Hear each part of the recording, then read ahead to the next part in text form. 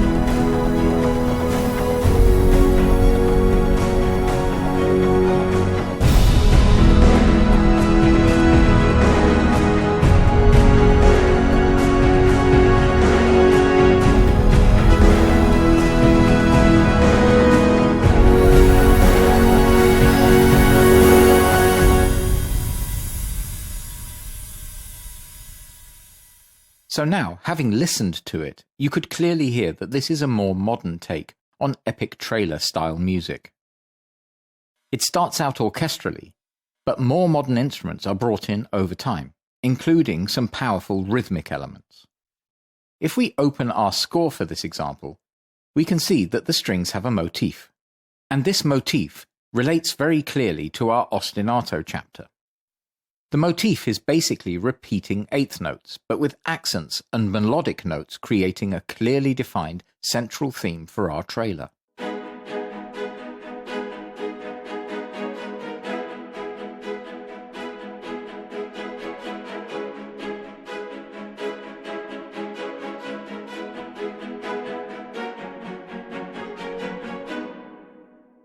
If we look at the editor, we can see that there is a complete row of 8 notes played with the left hand, and the right hand is creating the accents and the melody line.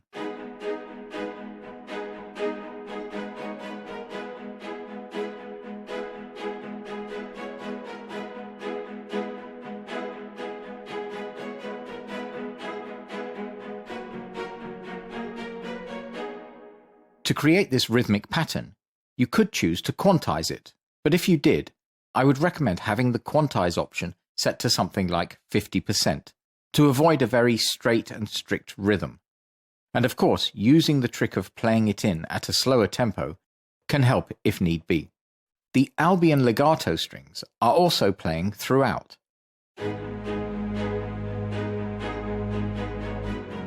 And they are playing the chord progression, but with sustained notes.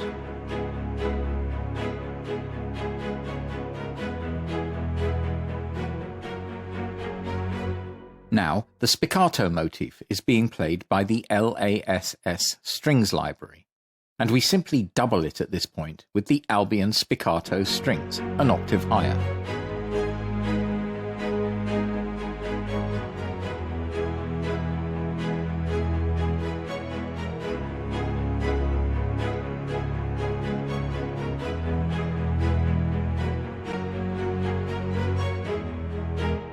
These spiccato strings are not particularly aggressive and give the piece a slightly softer feel.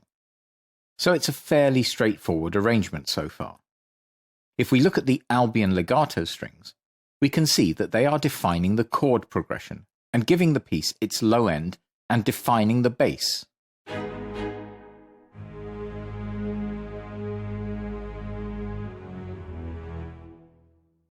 The bass is also being enhanced by a patch from the Nexus instrument. It is simply doubling the lower notes.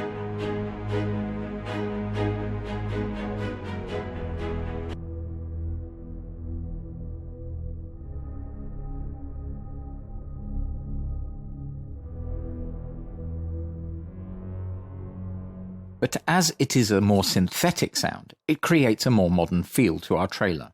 Somewhat later we double the notes again, but this time with the Nexus piano patch. This gives us a lot of low-end power at the point where they come in. Certainly in a cinema, this type of effect is commonplace and extremely powerful.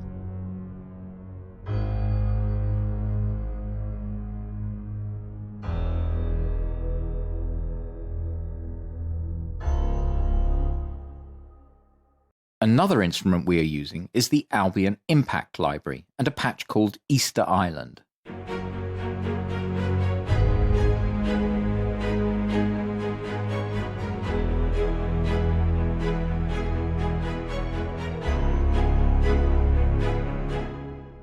Once again, if it isn't there, we really miss it.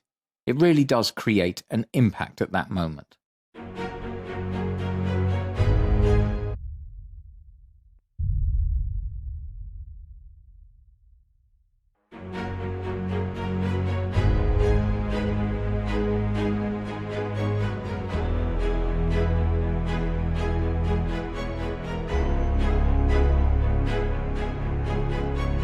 After this section, the brass instruments come in, and they are playing the theme.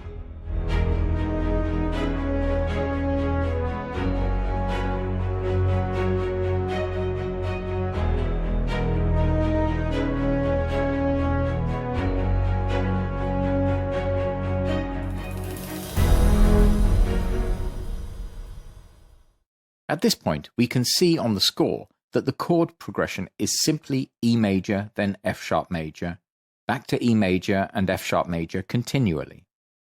And by keeping this progression, we build on it by first of all bringing in the horn playing the theme.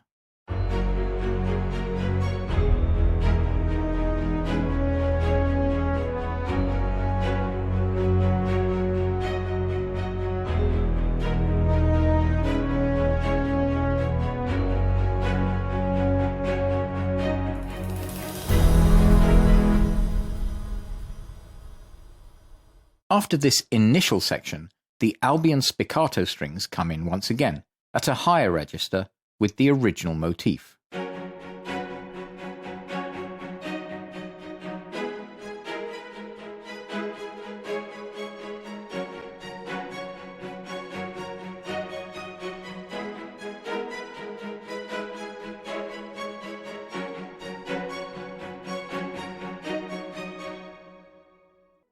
In the section where the brass initially comes, we dropped the motif.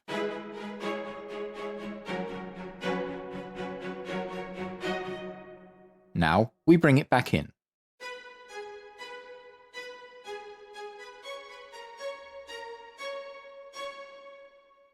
This is quite a subtle method of repeating something.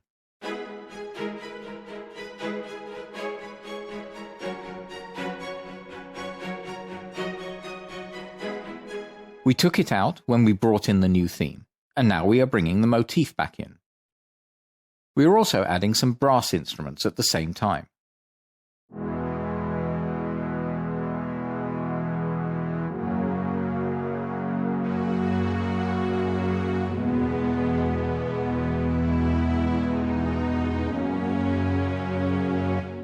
The brass is also playing the same set of chords that the Albion legato strings are playing.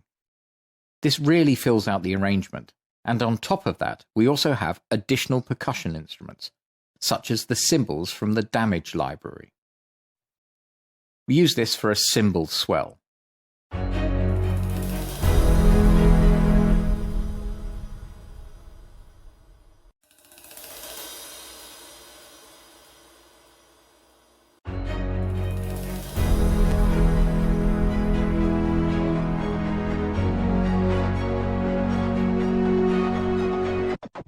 Additionally, we bring in a loop from the Heaviosity Evolve Mutations 2 instrument. This clearly is a very modern sounding instrument, so once again clearly defines our trailer as being in the hybrid orchestral style. This loop fades up throughout the section.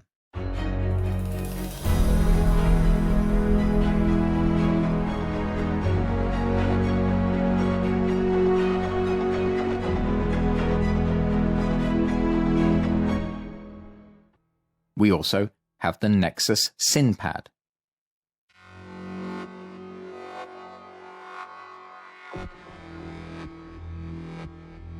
These kind of instruments are the kind of things that we place after the majority of the music has been played in.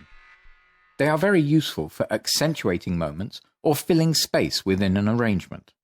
We can listen to all of the more electronic elements together, and we can hear that these aren't giving a 16th note rhythmic pulse.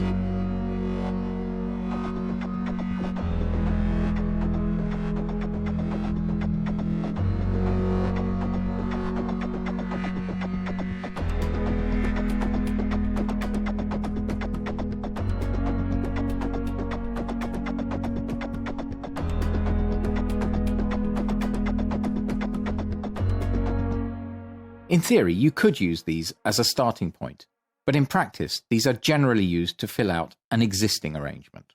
Now we can listen to the cymbal elements. In this arrangement, the cymbals are performing a variety of swells, crashes, as well as certain more esoteric effects, like bowed cymbals. These work very well, as we already have a lot of low-end energy from the brass instruments and the low strings. So using the cymbals to enhance the top end, where there is a lot of space, makes sense.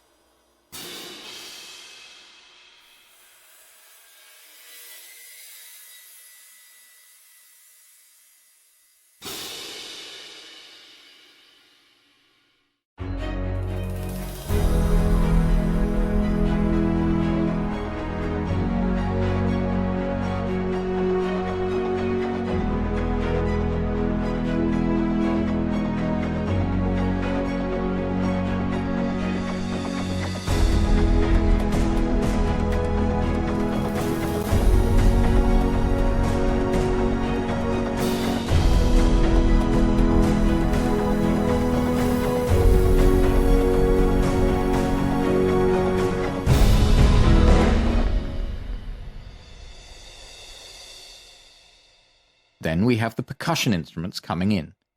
In our arrangement, we can see that the melody is no longer playing at this point, and so the percussion has space to arrive and build the arrangement once more.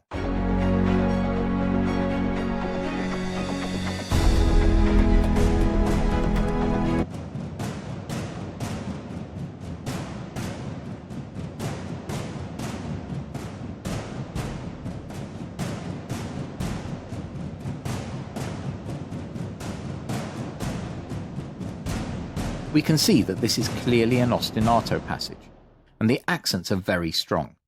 So this creates a lot of dynamics within our arrangement. As you can see, there are 3 toms being played simultaneously. This gives us a very wide and large soundstage. In addition to this, we have the Albion Impact library once again accentuating on the 1 of every 2 bars.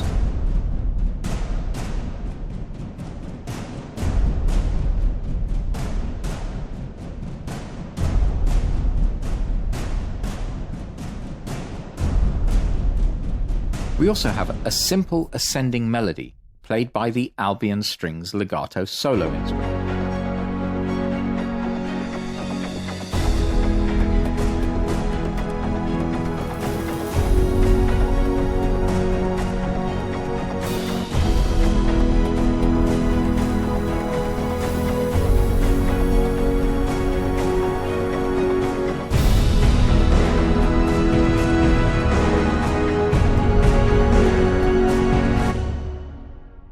And then, after this section, we have some very powerful drums and the high brass.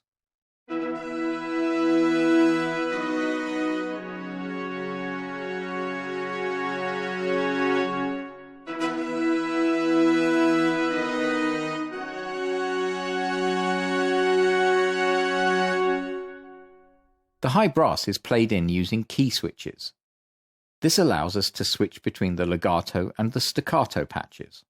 You can see clearly on the score the rhythmic side to this brass instrument.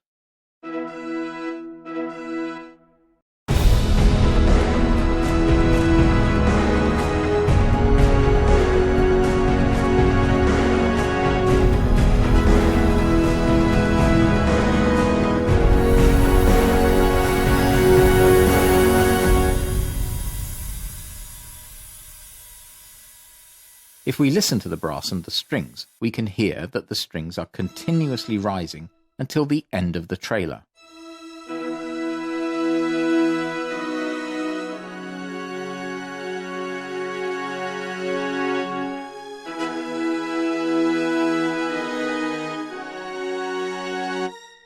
This helps the piece climax, as it ends on the fourth beat of the last bar. The drums are played using the damaged crunch kit. This gives us a clearly defined beat at the end of the trailer.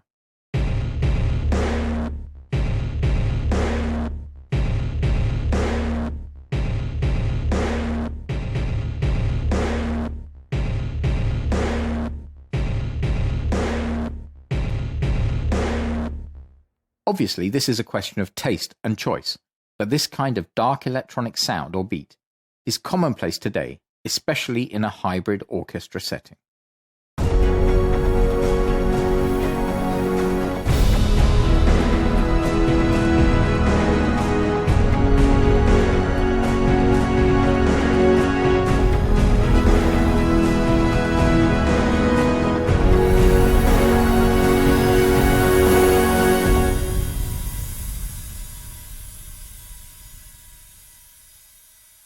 So with that, we have reached the end of this chapter.